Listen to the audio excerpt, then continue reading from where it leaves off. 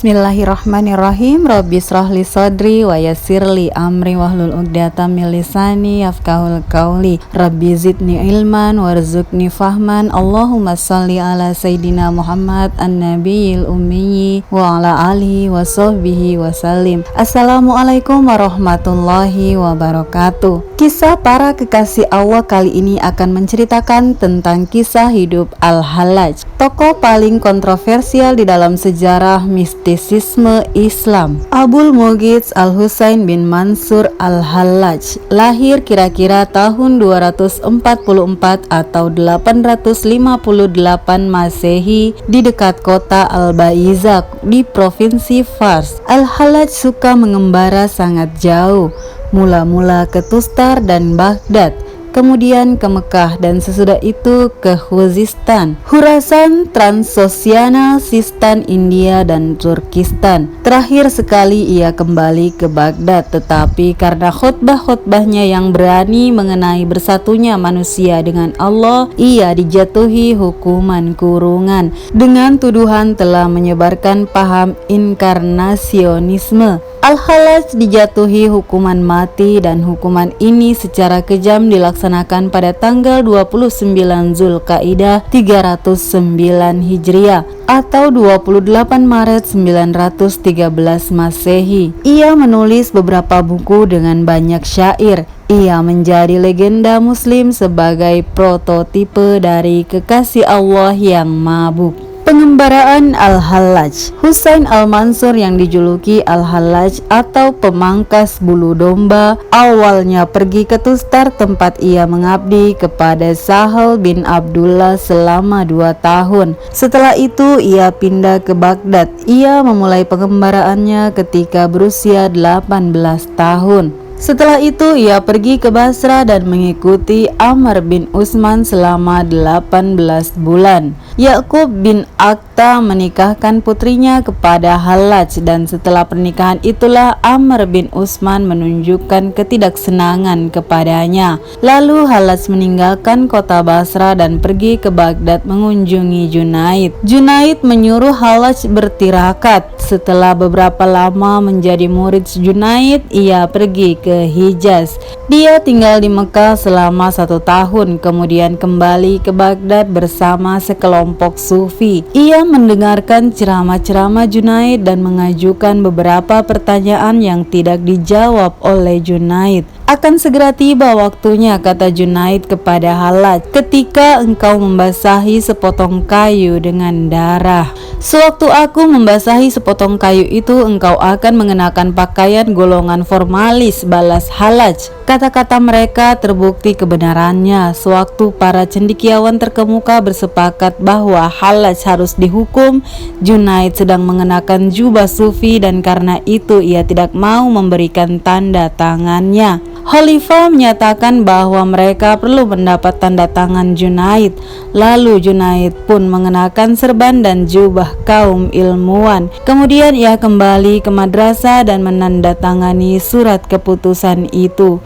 Kami memutuskan berdasarkan pada hal-hal yang terlihat, tulis Junaid. Sementara mengenai kebenaran yang terbenam di dalam kalbu, hanya Allah yang Maha Tahu. Ketika Junaid tidak mau menjawab pertanyaan-pertanyaannya, Hallaj menjadi jengkel dan pergi menuju Tustar tanpa pamit. Di sini ia tinggal selama 1 tahun dan mendapat sambutan luas. Karena Hallaj tidak terlalu peduli terhadap doktrin yang populer pada masa itu, para teolog sangat membencinya. Sementara itu Amr bin Utsman menyurati orang-orang Khuzistan dan menjelek-jelekan nama Hallaj. Tetapi Hallaj sendiri sebenarnya sudah bosan di tempat itu. Melepaskan pakaian sufinya, ia mencebur ke dalam pergaulan masyarakat yang mementingkan duniawi. Tetapi pergaulan ini tidak memengaruhi dirinya, dan selama 5 tahun ia menghilang. Sebagian dari periode itu dilewatkannya di Khurasan dan Transoksiana, dan sebagian lagi di Sistan. Kemudian Hallaj kembali ke Ahwaz. Di sana khutbah-khutbahnya disambut baik oleh kalangan atau maupun rakyat kebanyakan. Di dalam khutbahnya ia mengajarkan rahasia-rahasia manusia sehingga ia dijuluki sebagai Hallaj yang mengetahui rahasia-rahasia. Setelah itu ia mengenakan jubah darwis yang lusuh dan pergi ke tanah suci bersama-sama dengan orang-orang yang berpakaian seperti dirinya. Sesampainya di Mekah, Yakub An-Nahrajuri menuduhnya sebagai tukang sihir. Oleh karena itu Hallaj kembali ke Basra dan setelah itu ke Ahwaz. Kini tiba saatnya diriku harus pergi ke negeri-negeri yang penduduknya kafir untuk menyeru mereka ke jalan Allah, kata Hallaj. Ia pun berangkat ke India, Transoxiana dan Cina untuk menyeru warganya ke jalan Allah dan memberikan pengajaran kepada mereka. Setelah ia meninggalkan negeri-negeri tersebut, banyak orang di sana berkirim surat kepadanya. Orang-orang India menyebut Hallaj sebagai Abul Mughith, orang-orang Cina menyebutnya Abul Mu'in, dan orang-orang Khurasan menyebutnya Abul Muhr. Orang-orang Fars menyebutnya Abu Abdullah dan orang-orang Khuzistan menyebutnya Hallaj yang mengetahui rahasia-rahasia. Di kota Baghdad ia dijuluki sebagai Mustaslim dan di kota Basra sebagai Mukhabar. Setelah itu banyak cerita tentang Hallaj mulai beredar, maka ia berangkat ke Mekah dan menetap di sana selama 2 tahun. Begitu kembali, Hallaj mengalami banyak perubahan dan menyerukan kebenaran dengan kata-kata yang membingungkan siapapun. Konon Hallaj pernah diusir dari lebih 50 kota. Mengenai diri Hallaj, orang-orang terpecah dua. Orang-orang yang menentang dan mendukung Hallaj sama banyaknya, dan mereka telah menyaksikan keajaiban-keajaiban yang dilakukan oleh Hallaj. Tetapi lidah fitnah menyerangnya dan ucapan-ucapannya disampaikan kepada khalifah. Akhirnya semua pihak sependapat bahwa Hallaj harus dihukum mati karena menyatakan akulah al-haq. Katakan hanya dialah yang hak, mereka berseru kepada Hallaj. Ya, dialah segalanya, jawab Hallaj. Kalian mengatakan bahwa dia telah hilang, sebaliknya Husainlah yang telah hilang. Samudra tidak akan hilang atau menyusut airnya. Kata-kata yang diucapkan Hallaj mengandung makna-makna esoteris. Kata mereka kepada Junaid, bunuhlah Hallaj, jawab Junaid. Pada zaman ini kita tidak memerlukan makna-makna esoteris. Kemudian kelompok teolog yang menentang Hallaj menyampaikan ucapan-ucapannya yang diputarbalikkan kepada Mustasim. Mereka berhasil membuat Wazir Ali bin Isa menentang Hallaj. Khalifah memberi perintah agar Hallaj dijebloskan ke penjara. Setahun lamanya Hallaj mendekam di penjara. Orang tetap mengunjungi dan meminta nasihatnya sehubungan dengan masalah yang mereka hadapi. Kemudian keluar larangan untuk mengunjungi Hallaj di dalam penjara. Selama 5 bulan tidak ada yang datang kepadanya kecuali Ibnu Atta dan Ibnu Hafif, masing-masing sekali. Pada suatu kesempatan Ibnu Atta menyurati Hallaj, "Guru, mohonlah ampunan atas kata-kata yang telah engkau ucapkan sehingga engkau dapat dibebaskan." Tanyakan kepada Ibnu Atta, jawab Hallaj. Siapakah yang menyuruhku untuk minta maaf? Ibnu Atta menangis mendengar jawaban ini. Dibandingkan dengan Hallaj, kita sama sekali tidak ada apa-apanya, jawab Ibnu Atta. Konon pada malam pertama Hallaj dipenjarakan, para sipir mendatangi ruangan tahanannya, tetapi mereka tidak menemukan dirinya. Seluruh penjara digeledah namun sia-sia. Pada malam kedua setelah mencari, mereka tidak menemukan Hallaj dan ruang tahanannya. Pada malam ketiga barulah mereka dapat menemukan Hallaj di dalam selnya. "Di manakah engkau pada malam pertama dan di manakah engkau beserta ruang tahananmu pada malam kedua?" tanya penjaga. "Tetapi kini engkau dan kamar tahananmu muncul kembali, mengapa bisa demikian?" "Pada malam pertama," kata Hallaj, "aku pergi ke hadirat Allah, oleh karena itu aku tidak ada di tempat ini. Pada malam kedua Allah berada di tempat ini, oleh karena itu aku dan ruang tahananku pun sirna. Pada malam ketiga aku disuruh kembali ke tempat ini agar hukumnya dapat dilaksanakan. Kini laksanakanlah kewajiban kalian." Ketika Halaj dijebloskan ke penjara, ada 300 orang yang dikurung di tempat itu. Malam itu Halaj berkata kepada mereka, "Maukah kalian jika aku membebaskan kalian?" "Mengapa engkau tidak membebaskan dirimu sendiri?" jawab mereka. "Aku adalah tawanan Allah dan aku adalah penjaga pintu keselamatan," jawab Halaj. "Jika aku berkehendak, dengan sebuah gerak isyarat semua belenggu yang mengikat kalian dapat kuputuskan." Kemudian Halaj membuat gerakan dengan jarinya dan putuslah semua belenggu mereka. "Kemanakah kami harus pergi? Pintu penjara masih terkunci," tanya para tawanan. Halaj kembali membuat gerakan dan seketika itu pula terlihatlah sebuah celah di tembok penjara. "Sekarang pergilah kalian," seru Halaj. "Apakah engkau tidak ikut bersama kami?" tanya mereka. "Tidak," jawab Halaj, "aku mempunyai sebuah rahasia dengan dia yang tidak dapat disampaikan kecuali di atas tiang gantungan." "Kemana semua tahanan di sini?" tanya para penjaga kepada Halaj keesokan harinya. "Aku telah membebaskan mereka," jawab Halaj. "Engkau sendiri mengapa tidak meninggalkan tempat ini?" tanya mereka. "Dengan berbuat demikian Allah akan mencela diriku, oleh karena itu aku tidak melarikan diri." Kejadian ini disampaikan kepada Khalifah. Khalifah berseru, "Pasti akan timbul kerusuhan. Bunuhlah Halaj dan pukulilah dia dengan kayu sehingga ia menarik ucapan-ucapannya kembali." 300 kali Halaj dipukul dengan kayu. Setiap kali tubuhnya dipukul terdengar sebuah suara lantang yang berseru, "Janganlah takut wahai putra Mansur." Kemudian ia digiring ke tiang gantungan sambil dibelenggu menggunakan 13 rantai. Halaj berjalan dengan mengacung-acungkan kedua tangannya. "Mengapa engkau melangkah petantang-petenteng begitu?" tanya mereka. "Karena aku sedang berjalan menuju ke tempat penjagalan," jawabnya. Kemudian dengan suara lantang ia bersenandung, "Sahabat dekatku, jangan dituduh berlaku tidak adil. Ia menyajikan kepadaku minuman terbaik, seperti yang dilakukan tuan rumah pemurah kepada tamunya. Dan apabila perjamuan telah usai, ia meminta sebilah pedang dan kain kafan.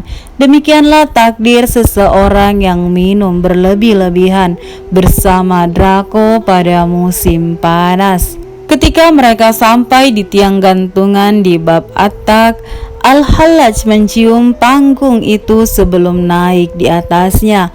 "Bagaimana perasaanmu pada saat ini?" mereka memanas-manasi Hallaj. "Kenaikan bagi manusia-manusia sejati adalah berada di puncak tiang gantungan," jawab Hallaj. Ketika itu Hallaj mengenakan cawat dan mantel. Ia menghadap ke kota Mekah, mengangkat kedua tangan dan berdoa kepada Allah. Yang diketahuinya tidak diketahui oleh siapapun juga, kata Hallaj dan naik ke tiang gantungan. "Apakah yang dapat engkau katakan?" tanya sekelompok muridnya. "Mengenai kami murid-muridmu ini dan orang-orang yang mengutukmu dan hendak merajammu. Mereka akan memperoleh 2 ganjaran, tetapi kalian hanya 1, jawab Hallaj. "Kalian hanya memikirkan kebaikanku, tetapi mereka terdorong oleh iman yang teguh kepada Allah yang Maha Esa untuk mempertahankan kewibawaan hukumnya." Sibli datang dan berdiri di depan Hallaj. "Bukankah kami telah melarangmu berhubungan dengan manusia lain?" seru Sibli. "Apakah sufisme itu, Hallaj?" "Bagian terendah dari sufisme adalah hal yang dapat kau saksikan ini," jawab Hallaj. "Lalu bagian yang lebih tinggi?" tanya Sibli. "Bagian itu takkan terjangkau olehmu," jawab Hallaj. Kemudian semua penonton mulai melempari Hallaj dengan batu. Agar sesuai dengan perbuatan orang ramai, Sibli melontarkan sekepal tanah dan Hallaj mengadu. "Engkau tidak mengeluh ketika dilempari batu," tanya orang, "tetapi engkau mengadu karena kepalan tanah." "Karena orang-orang yang merajamku dengan batu tidak menyadari perbuatan mereka, mereka dapat dimaafkan.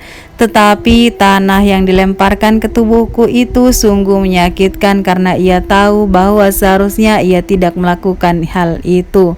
Kemudian kedua tangan Hallaj dipotong, tetapi ia tertawa. "Mengapa engkau tertawa?" tanya orang-orang. "Memotong tangan seseorang yang terbelenggu adalah mudah," jawab Hallaj.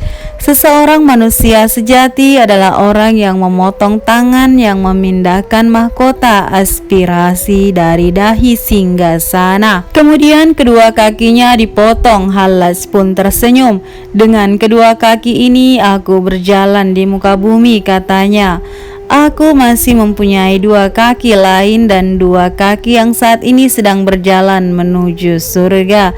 Jika kalian sanggup, putuskanlah kedua kakiku yang itu."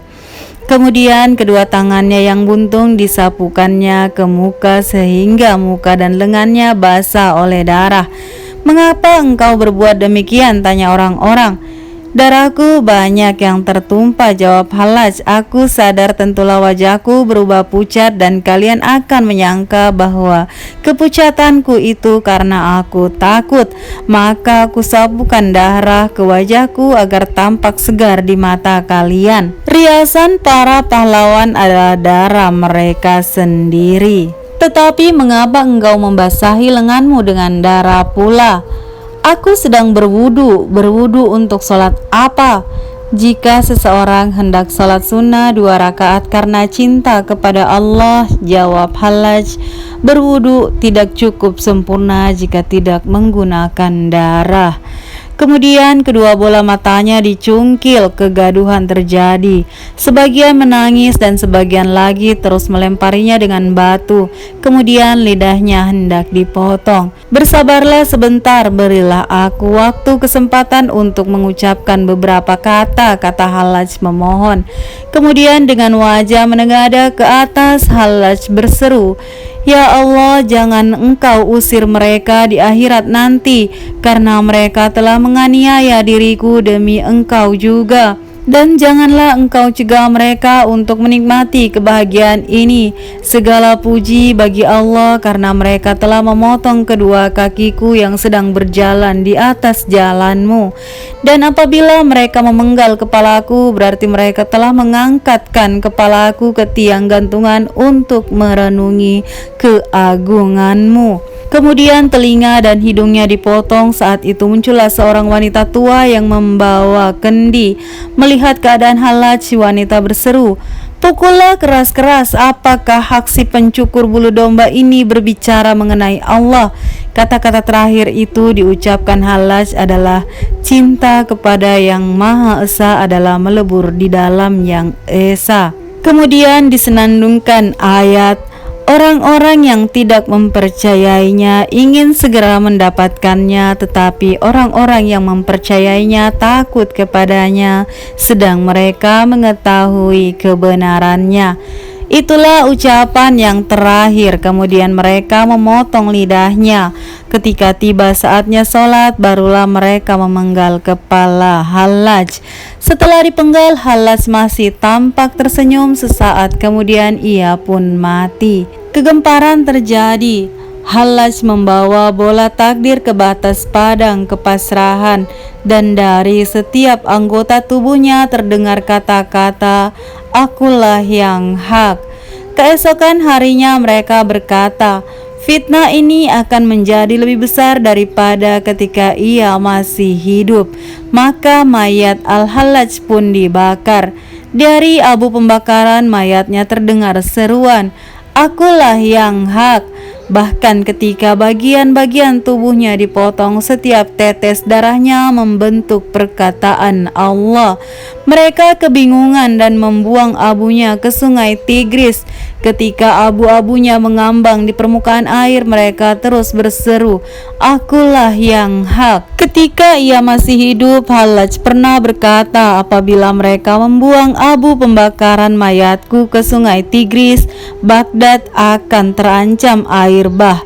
Taruhlah jubahku di tepi sungai agar Baghdad tidak binasa." Seorang pelayannya setelah menyaksikan apa yang terjadi, segera mengambil jubah tuannya dan menaruh jubah itu di pinggir sungai Tigris. Air sungai kembali menyurut dan abu itu tidak lagi bersuara. Kemudian orang-orang mengumpulkan abu-abu Hallaj dan menguburkannya. Wallahu alam bisawab.